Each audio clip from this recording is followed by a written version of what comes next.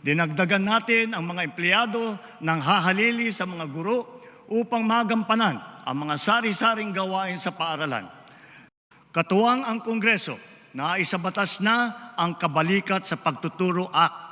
Ito'y magbibigay sa mga guro ng nasa pampublikong paaralan ng taunang teaching allowance. Meron na rin silang personal accident insurance mula sa GSIS. Makakapaghatid din ng dagdag na ginhawa ang special hardship allowance para sa mga karagdagang public school teacher na masasaklaw nito. At wala na ring utang taging sa mga teacher. Hindi magiging hadlang ang kanilang pagkakautang upang makapag-renew ng kanilang mga lisensya.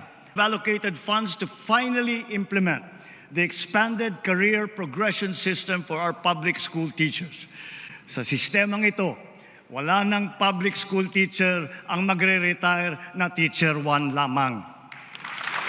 Para naman sa ating mga kawani ng gobyerno, mayroon silang maaasahang medical allowance bilang karagdagang benepisyo sa susunod na taon.